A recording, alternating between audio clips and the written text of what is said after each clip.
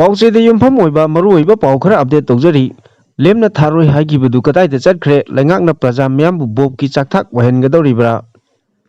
ꯃꯅꯤꯄꯨꯔꯗ ꯊꯣꯛꯂꯤꯕ ꯆꯍꯤ ꯑꯃꯒ ꯊꯥ ꯇꯔꯨꯛ ꯐꯥꯖꯤꯜꯂꯛꯂꯕ ꯀꯥꯡꯂꯨꯞ ꯑꯅꯤꯒꯤ ꯁꯥꯊꯤꯔꯕ ꯏꯔꯥꯡ ꯑꯁꯤ ꯚꯥꯔꯠ ꯂꯩꯉꯥꯛ ꯑꯃꯁꯨꯡ ꯃꯅꯤꯄꯨꯔ ꯂꯩꯉꯥꯛꯅ ꯂꯣꯏꯁꯤꯟꯕ ꯉꯝꯗ꯭रे ꯆꯤꯟ ꯀꯨꯀꯤ ꯅꯥꯔꯀꯣ ꯇꯦꯔꯣꯔꯤꯁꯁꯤꯡꯅ ꯃꯩꯇꯩ ꯃꯤꯆꯝ ꯃꯤꯌꯥꯝꯒꯤ ꯃꯊꯛꯇ ꯑꯐꯕ ꯃꯈꯜꯒꯤ ꯈꯨꯠꯁꯨ ꯈꯨꯠꯂꯥꯏ ꯑꯃꯗꯤ ꯗ꯭ꯔꯣꯟ ꯌꯥꯎꯅ ꯅꯣꯡꯊꯛꯇꯒꯤ ꯊꯥꯗꯗꯨꯅ ꯍꯥꯠꯅꯤꯡꯕ ꯃꯇꯝꯗ ꯍꯥꯠꯄꯒꯤ ꯊꯕꯛ ꯌꯥꯝꯅ ꯂꯥꯏꯅ ꯆꯠꯊꯔꯛꯂꯦ ꯃꯁꯤꯗ ꯃꯅꯤꯄꯨꯔ ꯂꯩꯉꯥꯛꯅ ꯆꯤꯟ ꯀꯨꯀꯤ ꯅꯥꯔꯀꯣ ꯇꯦꯔꯣꯔꯤꯁꯁꯤꯡ ꯑꯁꯤ ꯃꯥꯌꯣꯛꯅꯕ ꯉꯝꯗꯕꯗꯒꯤ ꯃꯤꯆꯝ प्रजा ꯑꯁꯤꯕꯒꯤ ꯈꯌꯥꯠꯇ ꯅꯣꯡꯃ ꯅꯣꯡꯃꯒꯤ ꯇꯥꯔꯛꯂꯦ ꯃꯔꯝ ꯑꯗꯨꯅ ꯃꯅꯤꯄꯨꯔ ꯂꯩꯉꯥꯛꯅ ꯃꯤꯆꯝ प्रजा ꯑꯩꯈꯣꯏꯕꯨ ꯕꯣꯕꯀꯤ ꯆꯥꯛꯊꯥꯛ ꯑꯣꯏꯍꯟꯅꯕ ꯁꯤꯟꯕꯤꯒꯅꯨ ꯆꯤꯞ ꯃꯤꯅꯤस्टरꯒꯤ ꯂꯦꯝꯅ ꯈꯛ ꯊꯥꯔꯣꯏ ꯍꯥꯏꯕꯗꯨ ꯀꯗꯥꯏꯗ ꯆꯠꯈ꯭रे मणिपुर थुगाइनबा भारत थुगाइनबा होनरक्लिबा अफोंग येकनबा मसक खंगलबा फावबा करिगिदमक्ता मणिपुर की चीफ मिनिस्टर ना लेमना थादुना लैरिबनो हाइना प्रजा सेक्शन कयादगी फोंदोकनारक्ली प्रजा सेक्शन कयादगी पाउचे असिदा फोंदोरक्पगी मतुंग इन्नदी मणिपुर की चीफ मिनिस्टर ना हौरगा कैबिनेट मिनिस्टर सिंह एमएलए सिंह अमदी दायित्व लैरबा मणिपुर लेंगाकी ब्यूरोक्रेट ऑफिसर सिंह चौकरी कोलगा थागी तलब ngaiduna leibugum leirabra chief minister की लेमना थारोय एक्शन येंगबियु हाइना इचंग थौना फोंदोकिबदु पाम्बा कईदा वारेन थाबगा चप मानारे हाइदुना प्रजा सिंहना फोंदोकनारक्ली प्रजा सेक्शन कयादगी फोंदोकनारक्लिबा असिगी मतुंग इन्नदी सिक्योरिटी एडवाइजर ना करिगिदमक्ता प्रजा मियाम ngak senbagi thabak chapchana पाइखटपा ngamdribano लान मरक असिदा मंत्री मंडल अमदी अतै लुचिंगबा सिंगी ओइदबा भाषण तानिंगद्रे ngang वा थबकतो ओंथोकपियु प्रजा सिंगी पुंसी चिनकुकी नार्को टेरोरिस्ट सिंगी मखुतगी कनबगा लोइनना मणिपुरदगी सेपरेट एडमिनिस्ट्रेशन तालिबा चिनकुकी नार्को टेरोरिस्ट सिंग करिगिदमक्ता माइथीबा पीबा ngamdribano हाइबा वाहंगसु हंगलक्ली मणिपुरदा लांदारक्लिबा असि फॉरेन एग्रेशन मपाल लेबा की खुद यावरे हाइबसी भारत लेंगाक अमसुंग मणिपुर लेंगाकना मयेक सेंगना खंगना करिगिदमक्ता मखोइबु माइथीबा पीबा ngamdribano ड्रोन कनाना साबनो कनाना फंडिंग तोबनो ड्रोन अमदी बॉम टॉप नोंमई खुजु खुलाई सिंग कनाना लैसिलगा चिनकुकी नार्को टेरोरिस्ट सिंगदा पीरिबनो हाइबा भारत लेंगाक अमसुंग मणिपुर लेंगाकना करिगी खंगसिन उसिनदना लैथोलिबनो मदुना चौकरी कोंदुना वाजाव ngang लेगदबगी महुत मणिपुर अमदी भारत मचेत ताना थुगाइनबा होनरक्लिबसिंग माइथीबा पीनबा लौखटपम थोकबा थबक लौखटुना मणिपुर अमसुंग मणिपुर मियामबु कल्लु चीफ मिनिस्टर की लेमना थारोय एक्शन येंगबियु हाइबदु थबक ओइनो उथोकपियु हाइनसु प्रजा सेक्शन कयादगी प्रेस ता फोंदोरक्ली मखा तारकपा पाउदा लंबी थोंगी फिबम फतबदगी हॉस्पिटल दा पुदुना मतम चाना लायंगबा ngamdabadagi तामेंगलोंगी तौसेबदगी नुपी मचा अमा लैखिद्रे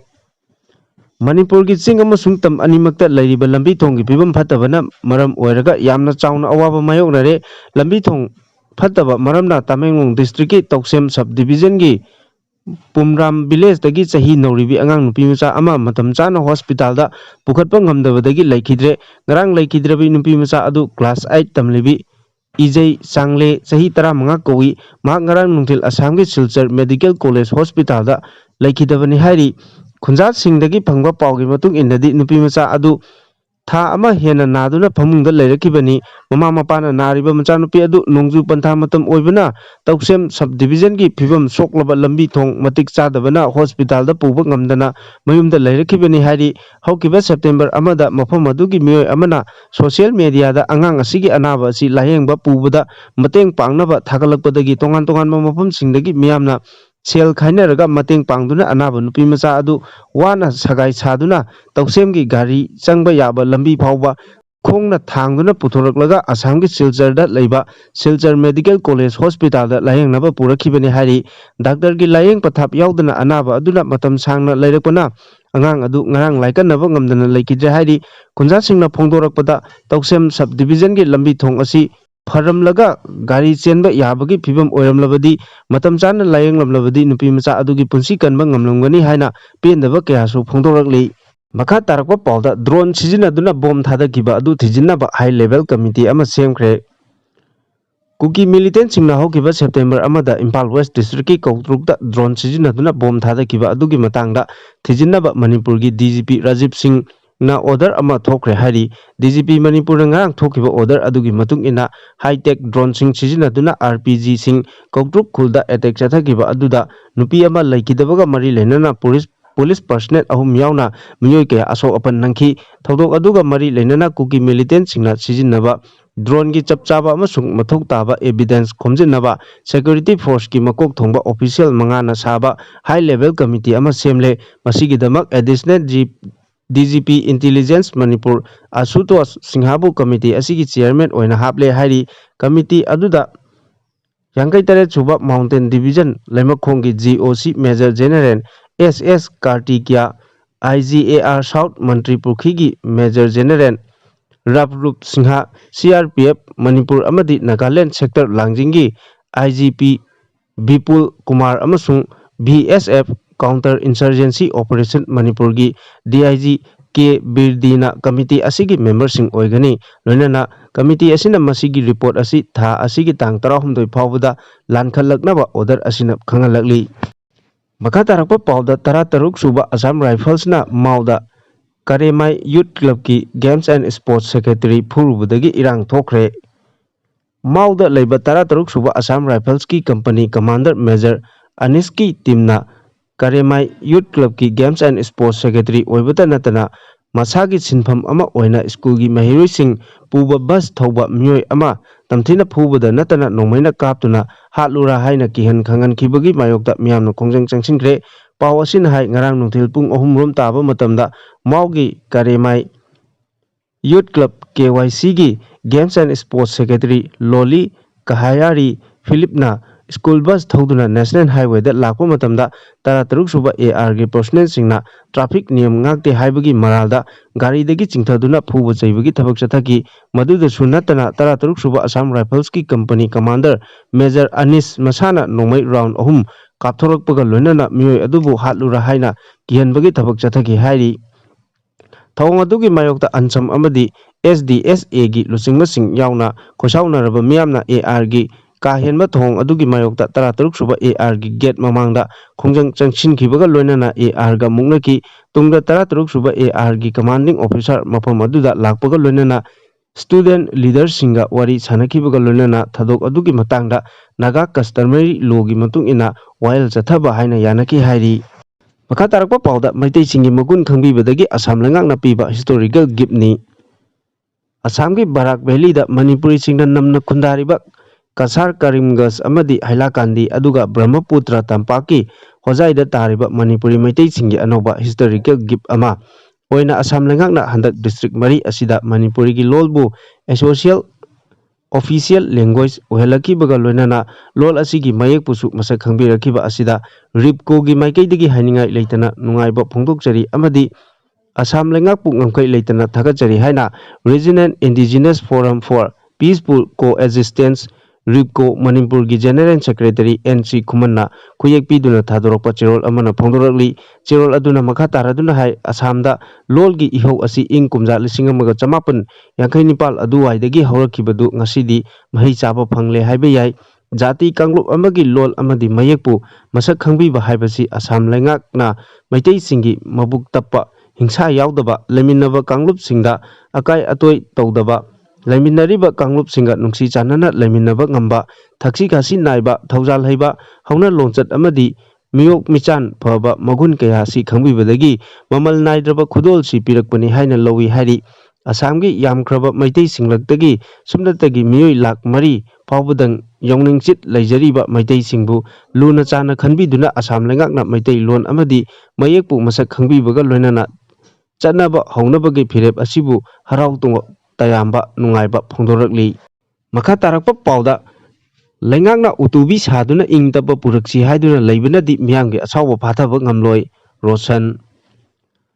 चीन कुकी नार्को टेरोरिस्ट सिंगना मणिपुरी मियाम की मथकता अफब खुचु खुलाई सिजिनदुना लांदारकलगा मणिपुर लेंगांगना उतुबी सादुना इंग तप पुरक्सी हाइदुना लैबनदी मियाम के असावबा असि फाथबा ngamloi हेन्ना अचाको मैदा गी हाइजिनबा तागनी हाइना लमलाई केंद्र विलेज वॉलंटियर फोर्स LKVBF ना फोंदोरकली LKVBF की commander in chief Y Roshan ngasi थोकपा चिरोल अमना हाइ मियाम की खांगबा ngamdaba मैचाकना हेलकपदगी लमदम असिदा मखल कया की थगदोक थोरकली इहो कयादा मियामना हौनरुबा तौदना हौकिबा इहो अदु ngasi पालिबा लेंगाक असिना कौफुम थोकदे मणिपुर लेंगाकना सेंटरना हाइबा ओइदा पादबा वाफमदा थाजदुना लैरिङैदा लमदम सिगी मिचम मियाम कुकी सिंगना खाइदुना हालकली फिबम असिदा लेंगाक असिना कया कुइना येंगदुना लैकिगनी हाइकी ꯃꯍꯥꯛꯅ ꯃꯈꯥ ꯇꯥꯅ ꯐꯣꯡꯗꯣꯛꯈꯤꯕꯗ ꯔꯦꯗ ꯖꯣꯟ ꯑꯦꯔꯤꯌꯥꯁꯤꯡꯗ ꯁꯦꯀ꯭ꯌꯨꯔꯤꯇꯤ ꯐꯣꯔꯁ ꯃꯇꯤꯛ ꯆꯥꯅ ꯊꯝꯒꯅꯤ ꯍꯥꯏꯅ ꯂꯣꯀꯦꯜ MLAꯅ ꯐꯣꯡꯗꯣꯛꯈꯤꯕ ꯑꯗꯨ ꯉꯁꯤ ꯐꯥꯎꯕ ꯃꯄꯨꯡ ꯐꯥꯅ ꯊꯕꯛꯇ ꯑꯣꯟꯊꯣꯛꯄ ꯉꯝꯗ꯭ꯔꯤ ꯂꯩꯉꯥꯛꯀꯤ ꯃꯥꯏꯀꯩꯗꯒꯤ ꯄꯤꯈꯤꯕ ꯊꯥꯖꯕ ꯑꯗꯨ ꯑꯊꯨꯕꯗ ꯊꯕꯛꯇ ꯑꯣꯟꯊꯣꯛꯇ꯭ꯔꯕꯗꯤ LKVVFꯅ ꯃꯤꯌꯥꯝꯒꯤ ꯑꯄꯥꯝꯕ ꯊꯕꯛꯁꯤꯡ ꯇꯣꯉꯥꯟ ꯇꯣꯉꯥꯟꯕ ꯂꯨꯞꯁꯤꯡꯒ ꯄꯨꯟꯁꯤꯜꯂꯒ ꯈꯣꯡꯖꯪ ꯆꯪꯁꯤꯟꯅꯕ ꯁꯦꯝ ꯁꯥꯔꯦ ꯍꯥꯏꯅꯁꯨ ꯐꯣꯡꯗꯣꯛꯈꯤ ꯃꯈꯥ ꯇꯥꯔꯛꯄ ꯄꯥꯎꯗ ꯀꯥꯡꯄꯣꯛꯄꯤ ꯗꯤꯁꯇ꯭ꯔꯤꯛꯀꯤ ꯃꯐꯝ ꯈꯔꯗ ꯁꯔꯆ ꯑꯣꯄꯔꯦꯁꯟ ꯆꯠꯊꯗꯨꯅ ꯈꯨꯠꯂꯥꯏ ꯀꯌꯥ ꯐꯥꯒꯠꯈ꯭ꯔꯦ ꯀꯥꯡꯄꯣꯛꯄꯤ ꯗꯤꯁꯇ꯭ꯔꯤꯛꯀꯤ ꯀꯥꯡꯄꯣꯛꯄꯤ ꯄꯨꯂꯤꯁ ꯁ꯭ꯇꯦꯁꯟꯒꯤ ꯃꯅꯨꯡ ꯆꯟꯅ ꯈꯥꯔꯝ ꯋꯥꯏꯐꯩꯒꯤ ꯃꯐꯝꯁꯤꯡꯗ ꯁꯦꯀ꯭ꯌꯨꯔꯤꯇꯤ ꯐꯣꯔꯁꯀꯤ ꯀꯥꯡꯕꯨꯅ ꯁꯔꯆ ꯑꯣꯄꯔꯦꯁꯟ ꯆꯠꯊꯕ ꯃꯇꯝꯗ ꯀꯨꯀꯤꯁꯤꯡꯅ ꯁꯤꯖꯤꯟꯅꯕ ꯑꯣꯏꯒꯅꯤ ꯍꯥꯏꯅ ꯆꯤꯡꯅꯕ ꯗ꯭ꯔꯣꯟ ꯌꯥꯎꯅ ꯈꯨꯠꯂꯥꯏ ꯀꯌꯥ ꯐꯥꯒꯠꯄ ꯉꯝꯂꯦ ꯍꯥꯏꯔꯤ ꯃꯈꯥ ꯇꯥꯅ 22 ꯁꯨꯕ ꯑꯁꯥꯝ ꯔꯥꯏꯐꯜꯁꯀꯤ CO ꯀꯔꯅꯦꯜ ꯀꯥꯔꯇꯤꯛꯅ ꯂꯨꯆꯤꯡꯕ ARꯒꯤ ꯀꯥꯡꯕꯨ ꯑꯃꯅ ꯀꯥꯡꯄꯣꯛꯄꯤ ꯗꯤꯁꯇ꯭ꯔꯤꯛꯀꯤ ꯀꯥꯡꯆꯣꯞ ꯄꯣꯂꯦꯟꯅꯆꯤꯡꯕ ꯃꯐꯝꯗ ꯁꯔꯆ ꯑꯣꯄꯔꯦꯁꯟ ꯆꯠꯊꯕ ꯃꯇꯝꯗ ꯈꯨꯠꯂꯥꯏ ꯀꯌꯥ ꯐꯥꯒꯠꯄ ꯉꯝꯂꯦ ꯐꯥꯒꯠꯂꯕ ꯈꯨꯠꯂꯥꯏꯁꯤꯡ ꯑꯗꯨꯗꯤ 12 ꯏꯟꯆꯀꯤ ꯁꯤꯡꯒꯜ ꯕꯦꯔꯦꯜ ꯔꯥꯏꯐꯜ 10 ꯏꯝꯄ꯭ꯔꯣꯚꯥꯏꯖ ꯃꯣꯔꯇꯥꯔ ꯑꯃ ꯏꯝꯄ꯭ꯔꯣꯚꯥꯏꯖ ꯃꯣꯔꯇꯥꯔ ꯕꯦꯔꯦꯜ 9 ꯒꯦꯂꯦꯟꯇꯥꯏꯜ ꯁ꯭ꯇꯤꯛ 10 ꯗꯦꯇꯣꯅꯦꯇꯔ 30 ꯑꯃꯗꯤ ꯃꯤꯇꯔ 10 ꯁꯥꯡꯕ ꯐ꯭ꯌꯨꯖ ꯀꯟꯇ꯭ꯔꯤꯃꯦꯠ rocket 2 lead set kilogram 2 fire case 34 radio set 5 radio set charge 5 radio set adapter 3 radio ꯁꯦꯠꯀꯤ ꯁ꯭ꯄꯥꯏꯌꯔ ꯕꯦꯇꯔꯤ 2 ꯄ꯭ꯂꯦꯠ ꯌꯥꯎꯗꯕ ꯕꯨꯂꯦꯠ ꯄ꯭ꯔꯨꯐ ꯍꯥꯔꯅꯦꯁ 4 ꯑꯃꯗꯤ ꯍꯦꯜꯃꯦꯠ ꯑꯃꯅꯤ ꯍꯥꯏꯔꯤ ꯃꯈꯥ ꯇꯥꯔꯛꯄ ꯄꯥꯎꯗ ꯃꯩꯇꯩ ꯈꯨꯟꯁꯤꯡꯗ ꯑꯦꯇꯦꯛ ꯇꯧꯈꯤꯕ ꯊꯧꯗꯣꯛꯁꯤꯡ ꯑꯗꯨꯒꯤ ꯃꯥꯁꯇꯔ ꯃꯥꯏꯟ ꯂꯦꯠꯄꯥꯎ ꯍꯥꯎꯀꯤꯞꯅꯤ ꯃꯍꯥꯛꯀꯤ ꯃꯔꯤ ꯃꯈꯣꯡ ꯇꯥꯛꯄ ꯉꯝꯕ ꯃꯤꯗ ꯂꯨꯄꯥ ꯂꯥꯈ 1 ꯄꯤꯒꯅꯤ ꯚꯥꯔꯠ ꯍꯤꯟꯗꯨ ꯃꯍꯥꯁꯦꯅꯥ ꯚꯥꯔꯠ ꯍꯤꯟꯗꯨ ꯃꯍꯥꯁꯦꯅꯥꯒꯤ ꯆꯤꯞ ꯁꯦꯀ꯭ꯔꯦꯇꯔꯤꯌꯦꯠ ꯗꯦꯜꯂꯤꯗꯒꯤ ꯊꯥꯗꯣꯔꯛꯄ ꯆꯦꯔꯣꯜ ꯑꯃꯒꯤ ꯃꯇꯨꯡ ꯏꯟꯅ ꯁꯦꯞꯇꯦꯝꯕꯔꯒꯤ ꯇꯥꯡ 1ꯗ ꯀꯧꯇ꯭ꯔꯨꯛꯀꯤ ꯂꯥꯏꯕꯛ ꯊꯤꯕ ꯊꯧꯗꯣꯛ ꯑꯃꯗ ꯀꯨꯀꯤ ꯈꯨꯠꯂꯥꯏ ꯄꯥꯏꯕꯁꯤꯡꯅ ꯃꯩꯇꯩꯒꯤ ꯈꯨꯟꯖꯥꯁꯤꯡꯗ ꯑꯦꯇꯦꯛ ꯆꯠꯊꯈꯤꯕ ꯊꯧꯗꯣꯛ ꯑꯗꯨꯒꯤ ꯃꯥꯁꯇꯔ ꯃꯥꯏꯟ ꯇꯦꯡꯅꯧꯄꯜ ACꯒꯤ MLA ꯂꯦꯠꯄꯥꯎ ꯍꯥꯎꯀꯤꯞꯅꯤ ꯃꯍꯥꯛꯀꯤ ꯃꯔꯤ ꯃꯈꯣꯡ ꯇꯥꯛꯄ ꯉꯝꯕ ꯃꯤꯗ ꯚꯥꯔꯠ ꯍꯤꯟꯗꯨ ꯃꯍꯥꯁꯦꯅꯥ ꯗꯦꯜꯂꯤꯅ ꯂꯨꯄꯥ ꯂꯥꯈ 1ꯒꯤ ꯃꯅꯥ ꯄꯤꯒꯅꯤ ꯅꯨꯃꯤꯠ 10ꯅꯤ ꯐꯥꯎꯕꯒꯤ ꯃꯅꯨꯡꯗ ꯂꯦꯠꯄꯥꯎ ꯍꯥꯎꯀꯤꯞꯅ ꯚꯥꯔꯠ ꯍꯤꯟꯗꯨ ꯃꯍꯥꯁꯦꯅꯥ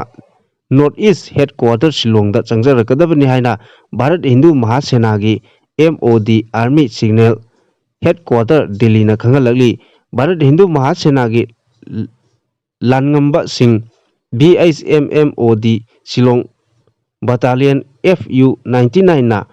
ꯈꯨꯌꯦꯛ ꯄꯤꯗꯨꯅ ꯄ꯭ꯔꯦꯁꯇ ꯊꯥꯗꯣꯔꯛꯄ ꯆꯦꯔꯣꯜꯁꯤꯅ ꯍꯥꯏꯔꯤꯕꯗꯤ ꯃꯔꯨꯑꯣꯏꯅ ꯆꯤꯡꯗ ꯂꯩꯔꯤꯕ ꯍꯤꯟꯗꯨ ꯇꯦꯝꯄꯜꯁꯤꯡ ꯆꯤꯟ ꯀꯨꯀꯤ ꯅꯥꯔꯀꯣ ꯇꯦꯔꯣꯔꯤꯁꯁꯤꯡꯅ RDX ꯕꯣꯝꯅ ꯊꯨꯒꯥꯏꯈꯤꯕ ꯈꯨꯗꯤꯡꯃꯛ ꯊꯥ ꯑꯃ ꯐꯥꯎꯕꯒꯤ ꯃꯅꯨꯡꯗ ꯀꯨꯀꯤꯒꯤ MLA 10 ꯑꯃꯗꯤ ꯀꯨꯀꯤꯒꯤ ꯂꯥꯜꯍꯧꯕꯁꯤꯡꯅ ꯁꯥꯒꯗꯕꯅꯤ ꯃꯔꯨꯑꯣꯏꯅ ꯀꯧꯕ꯭ꯔꯨ ꯂꯩꯈꯥꯒꯤ ꯁꯤꯕ ꯃꯟꯗꯤꯔ ꯑꯗꯨꯁꯨ ꯐꯖꯅ ꯁꯥꯔꯒ ꯍꯤꯟꯗꯨꯁꯤꯡꯗ ꯁꯤꯟꯅꯒꯗꯕꯅꯤ ꯍꯥꯏꯔꯤ ꯃꯈꯥ ꯇꯥꯔꯛꯄ ꯑꯇꯣꯞꯄ ꯄꯥꯎ ꯑꯃꯗ DGP ꯔꯥꯖꯤꯕꯅ ꯀꯗꯥꯡꯕꯟꯗ ꯆꯠꯇꯨꯅ ꯃꯐꯝ ꯑꯗꯨꯒꯤ ꯍꯧꯖꯤꯛ ꯑꯣꯏꯔꯤꯕ ꯐꯤꯕꯝ ꯌꯦꯡꯁꯤꯟꯈ꯭ꯔꯦ ꯀꯨꯀꯤ ꯈꯨꯠꯂꯥꯏ ꯄꯥꯏꯕꯁꯤꯡꯅ ꯇꯥꯡꯀꯛ 4ꯔꯛꯇ ꯅꯣꯡꯃꯩ ꯀꯥꯞꯁꯤꯟꯕ ꯑꯃꯗꯤ ꯗ꯭ꯔꯣꯟ ꯁꯤꯖꯤꯟꯅꯗꯨꯅ ꯕꯣꯝꯒꯤ ꯑꯦꯇꯦꯛ ꯆꯠꯊꯈꯤꯕ ꯏꯝꯐꯥꯜ ꯋꯦꯁꯀꯤ ꯂꯝꯁꯥꯡ ꯄꯨꯂꯤꯁ ꯁ꯭ꯇꯦꯁꯟꯒꯤ ꯃꯅꯨꯡ ꯆꯟꯕ ꯀꯗꯥꯡꯕꯟꯗ Manipur ꯄꯨꯂꯤꯁꯀꯤ DGP ꯔꯥꯖꯤꯕ ꯁꯤꯡꯍꯅ ꯉꯁꯤ ꯃꯐꯝ ꯑꯗꯨꯗ ꯍꯛꯊꯦꯡꯅꯅ ꯆꯠꯇꯨꯅ ꯃꯐꯝ ꯑꯗꯨꯒꯤ ꯑꯣꯏꯔꯤꯕ ꯐꯤꯕꯝ ꯍꯛꯊꯦꯡꯅꯅ ꯌꯦꯡꯁꯤꯟꯈ꯭ꯔꯦ ꯂꯣꯏꯅꯅ ꯈꯨꯟꯖꯥꯁꯤꯡꯒ ꯋꯥꯔꯤ ꯋꯥꯇꯥꯏ ꯁꯥꯟꯅꯈ꯭ꯔꯦ DGP ꯔꯥꯖꯤꯕꯀꯤ ꯉꯁꯤ ꯈꯣꯡꯆꯠ ꯑꯗꯨꯗ Manipur ꯄꯨꯂꯤꯁ ꯑꯃꯗꯤ MRꯒꯤ ꯃꯀꯣꯛ ꯊꯣꯡꯕ ꯑꯣꯐꯤꯁꯤꯌꯦꯜ ꯀꯌꯥꯁꯨ ꯁꯔꯨꯛ ꯌꯥꯈꯤ ꯀꯨꯀꯤꯁꯤꯡꯅ ꯗ꯭ꯔꯣꯟ ꯁꯤꯖꯤꯟꯅꯗꯨꯅ ꯊꯥꯗꯔꯛꯈꯤꯕ ꯕꯣꯝꯅ ꯄꯥꯟꯕꯗꯒꯤ ꯁꯣꯛꯂꯕ ꯌꯨꯝ ꯑꯃꯗꯤ ꯃꯐꯝꯁꯤꯡ DGPꯅ ꯌꯦꯡꯁꯤꯟꯈꯤꯕꯒ ꯂꯣꯏꯅꯅ ꯃꯐꯝ ꯑꯗꯨꯗ ꯂꯩꯔꯤꯕ BSF ꯑꯃꯗꯤ ꯑꯇꯩ ꯁꯦꯀ꯭ꯌꯨꯔꯤꯇꯤ ꯐꯣꯔꯁꯀꯤ ꯑꯣꯐꯤꯁꯤꯌꯦꯜꯁꯤꯡꯗ ꯃꯤꯌꯥꯝꯒꯤ ꯄꯨꯟꯁꯤ ꯑꯃꯗꯤ ꯂꯟ ꯊꯨꯝ ꯉꯥꯛ ꯁꯦꯟꯅꯕ ꯑꯃꯁꯨꯡ ꯆꯦꯛꯁꯤꯟꯅ ꯂꯩꯅꯕ ꯄꯥꯎꯇꯥꯛ ꯄꯤꯈꯤ ꯈꯨꯟꯖꯥꯁꯤꯡꯒꯤ ꯋꯥꯀꯠ ꯇꯥꯔꯕ ꯃꯇꯨꯡꯗ DGP ꯔꯥꯖꯤꯕ ꯁꯤꯡꯍꯅ ꯈꯨꯗꯣꯡꯊꯤꯕ ꯅꯪꯂꯤꯕ ꯑꯀꯣꯏꯕ ꯃꯐꯝꯁꯤꯡꯗ ꯑꯍꯦꯟꯕ ꯁꯦꯀ꯭ꯌꯨꯔꯤꯇꯤ ꯐꯣꯔꯁꯁꯤꯡ ꯊꯝꯅꯕ ꯊꯧꯔꯥꯡ ꯂꯧꯈꯠꯂꯦ ꯁꯦꯀ꯭ꯌꯨꯔꯤꯇꯤꯒꯤ ꯑꯀꯟꯕ ꯉꯥꯛ ꯁꯦꯟꯕꯒꯤ ꯊꯕꯛ ꯄꯥꯏꯈꯠꯂꯒꯅꯤ ꯃꯔꯝ ꯑꯗꯨꯅ ꯈꯨꯟꯖꯥꯁꯤꯡꯅ ꯃꯤꯄꯥꯏꯕ ꯂꯩꯕꯤꯔꯒꯅꯨ ꯍꯥꯏꯕ ꯋꯥꯐꯝꯁꯤꯡꯁꯨ ꯐꯣꯡꯗꯣꯛꯈꯤ ꯈꯣꯡꯆꯠ ꯑꯗꯨꯒ ꯃꯔꯤ ꯂꯩꯅꯅ ꯄꯥꯎꯃꯤꯁꯤꯡꯅ ꯍꯪꯕ ꯋꯥꯍꯪꯒꯤ ꯄꯥꯎꯈꯨꯝ ꯄꯤꯔꯗꯨꯅ DGPꯅ ꯍꯥꯏꯈꯤ ꯀꯗꯥꯡꯕꯟ ꯀꯧꯇ꯭ꯔꯨꯛ ꯑꯃꯗꯤ ꯁꯦꯟꯖꯝ ꯆꯤꯔꯥꯡꯗ ꯀꯨꯀꯤꯁꯤꯡꯅ ꯇꯥꯡꯀꯛ 4ꯔꯛꯇ ꯗ꯭ꯔꯣꯟꯗꯒꯤ ꯕꯣꯝ ꯊꯥꯗꯗꯨꯅ ꯑꯦꯇꯦꯛ ꯆꯠꯊꯔꯛꯂꯤꯕ ꯑꯁꯤ ꯂꯩꯉꯥꯛꯅ ꯂꯨꯝꯅ ꯂꯧꯏ ꯃꯈꯥ ꯇꯥꯔꯛꯄ ꯑꯇꯣꯞꯄ ꯄꯥꯎꯗ ꯀꯧꯇ꯭ꯔꯨꯛꯀꯤ ꯊꯧꯗꯣꯛꯇ ꯂꯩꯉꯥꯛꯅ ꯇꯨꯃꯤꯟꯅ ꯂꯩꯁꯤꯟꯕ ꯊꯧꯑꯣꯡꯒꯤ ꯃꯥꯌꯣꯛꯇ ꯈ꯭ꯋꯥꯏꯔꯝꯕꯟ ꯀꯩꯊꯦꯜ ꯐꯝꯕꯤ ꯏꯃꯥꯁꯤꯡꯅ ꯏꯔꯥꯡ ꯍꯧꯈ꯭ꯔꯦ ꯈ꯭ꯋꯥꯏꯔꯝꯕꯟ ꯀꯩꯊꯦꯜꯒꯤ ꯑꯄꯨꯟꯕ ꯀꯩꯊꯦꯜ ꯐꯝꯕꯤꯁꯤꯡꯅ ꯀꯧꯇ꯭ꯔꯨꯛ ꯀꯗꯥꯡꯕꯟ ꯑꯃꯗꯤ ꯁꯦꯟꯖꯝ ꯆꯤꯔꯥꯡꯗ ꯀꯨꯀꯤ ꯇꯦꯔꯣꯔꯤꯁꯁꯤꯡꯅ ꯗ꯭ꯔꯣꯟꯗꯒꯤ ꯕꯣꯝ ꯊꯥꯗꯗꯨꯅ ꯃꯤꯆꯝ ꯍꯥꯠꯄ ꯂꯣꯏꯅꯅ ꯃꯤꯑꯣꯏ ꯀꯌꯥ ꯑꯃ ꯑꯁꯣꯛ ꯑꯄꯟ ꯅꯪꯍꯟꯈꯤꯕ ꯊꯧꯗꯣꯛꯇ ꯃꯅꯤꯄꯨꯔꯒꯤ ꯒꯕꯔꯅꯔ ꯑꯃꯗꯤ ꯆꯤꯞ ꯃꯤꯅꯤꯁꯇꯔꯅ ꯇꯨꯃꯤꯟꯅ ꯂꯩꯁꯤꯟꯕ ꯌꯥꯅꯤꯡꯗꯦ ꯍꯥꯏꯗꯨꯅ ꯏꯔꯥꯡ ꯍꯧꯈ꯭ꯔꯦ